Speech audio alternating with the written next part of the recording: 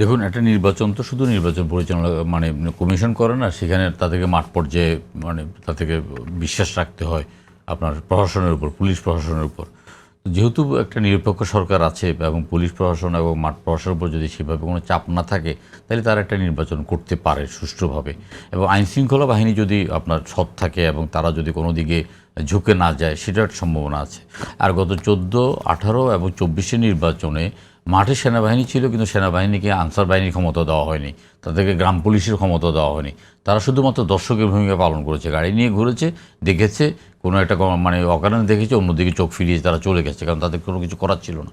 এবার যেহেতু সেনাবাহিনীও মাঠে থাকবে এবং সেনাবাহিনী আসলে আমাদের একটা আস্থার জায়গা, একটা বিশ্বাসের জায়গা। সেনাবাহিনীকে আমরা সবসময় মনে করি যে দুর্যোগে দুঃসময়ে তারা একটা ভূমিকা পালন করে, অতীত থেকে এটা দেখিয়েছি।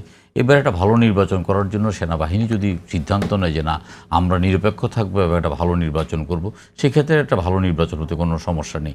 আর এখানে যেহেতু আপনার বিএনপির ধরেন সংগঠনটা খুব বেশি মানে একদম তৃণমূল পর্যায়ে এবং জিতার সম্ভাবনা প্রচুর, এখন জামাত একটা হাইপ তুলছে। জামাত একটা হাইপ তুলছে কীভাবে? ধরুন আমার এলাকাতে যদি লক্ষ্মীপুর এলাকায় তারা যদি আপনার তাদের একটা সমাবেশ ডাকে, তাহলে আশেপাশে 10টা উপজেলার থেকে কিন্তু তারা তাদের সমস্ত কর্মীদেরকে ওইখানে জড়ো করে এবং দেখতে একটা বড় ধরনের মিছিল অথবা শোডাউন দেখে। কিন্তু নির্বাচনের সময় তারা একটা ফল করবে। আপনারা জিনিস দেখেন, ঢাকা শহরে তারা হুন্ডা মিছিল যখন করছে, তখন ঢাকা শহরে একটা আসনকেই তারা টার্গেট করেছে। আশেপাশে আর কোথাও কিন্তু ওই দিন আর কোনো মিছিলটা দেখায় নেই। তারা যত না তার চেয়ে ফুলিয়ে ফাঁপিয়ে চেয়ে বেশি দেখানো শুরু করেছে। এবং তার বিরুদ্ধে যখন আমরা কথা বলা শুরু করেছি, জরিপগুলো ভিন্ন চিত্র দেখাচ্ছে, ঠিক কেন তাহলে? না, জরিপগুলো খুব ভিন্ন দেখাচ্ছে না, এবং ছোট এবং যে জরিপগুলো আমরা দেখছি যে অনেক তাদের সমর্থক এবং তাদের আমি বলছি, ধরুন মানে অনেকগুলো জরিপের উপর তো আস্থা রাখার মতো জরিপ এখন পর্যন্ত সেইভাবে আমরা যদি রিসেন্ট জরিপটা ধরেন, তাহলে সেক্ষেত্রে তো 57%, যদি প্রথম আলো যে জরিপটা ধরি, তারা যেটা করলো 57% বিএনপি আর 23% জামাত। এখন আওয়ামী লীগের অনুপস্থিতিতে আওয়ামী লীগকে আপনার পরিপূর্ণভাবে শেল্টার দিচ্ছে জামাত। আওয়ামী লীগের একজন নেতা যিনি জেলে আছেন, তার ঘরের বাজার সদাই করে দিচ্ছে জামাত, এটা করে দিচ্ছেন। এবং তারা তাদের স্ত্রীর উপরও অধিকার আছে বলে তারা মানে বলছেন। এবং জামাত সেইভাবে কাজ করছেন, মহিলাদের মধ্যে মসজিদের মধ্যে ঢুকে তারা মানে একটা রাজনীতি করছেন। কোনো একটা মৃত ব্যক্তি যখন যায়, তার নামাজে জানা যায়, সেটা পুরুষ হোক আর মহিলা হোক, জামাতে কারো স্বজন হোক অথবা স্বজন না হোক, তারা সেখানে গিয়ে তারা বক্তব্য রাখবেন।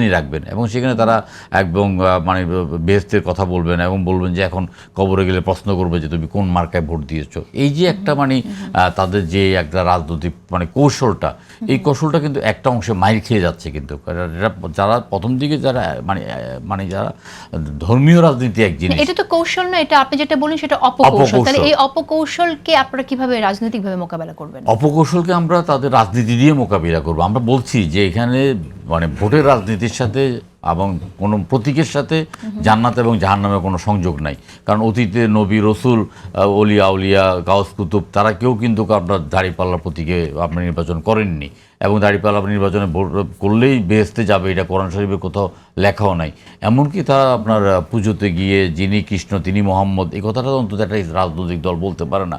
যদি আমরা ধর্মান্ধ নয়, আমরা ধর্মভীরু মুসলমান, আমরা সেখানে সুফিজমে বিশ্বাসী মুসলমান যারা, আমরা আপনার কোনো প্রতিহিংসাতে পরায়ণ নয়।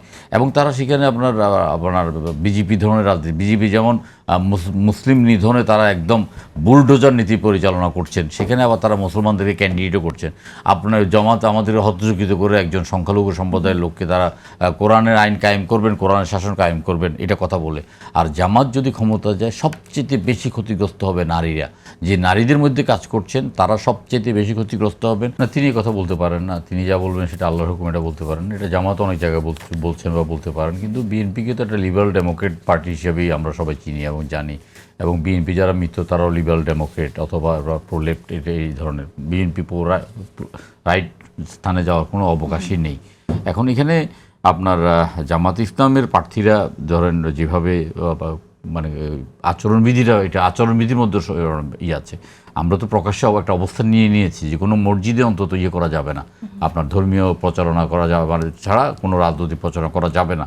আমরা দিচ্ছি না, সেটা বাধা দিচ্ছি। তারা আবার বলছে যে মসজিদে যদি আপনার প্রচারণা করতে নাই পারি তাহলে আমরা নামাজ পড়তে দেবো না। এইভাবে তারাও একটা কনফ্রন্টেশন তৈরি করার চেষ্টা করছে। আমরা কিন্তু আমাদের এলাকা নির্বাচন এলাকায় বলে দিয়েছি যে আমাদের কিন্তু জানাজার নামাজে দাঁড়িয়ে কিন্তু কোনো জামাত নেতা জান্নাতের টিকিট বিক্রি করতে পারবেন না। এইভাবে আমরা জনগণকে সচেতন করছি, বিশেষ করে মহিলাদের মধ্যে আমরা সচেতন আনার চেষ্টা করছি। দেখুন, তারা প্রকাশ্যে বলছে তারা ক্ষমতায় গেলে মহিলাদের কাজের ঘন্টা 5 ঘন্টা নামিয়ে আনবে। কোন নিয়োগকারী 5 ঘন্টার মানে 8 ঘন্টার বেতনে 5 ঘন্টা কাজ করাবে? তার মানে তাদেরকে ঘরে থাকা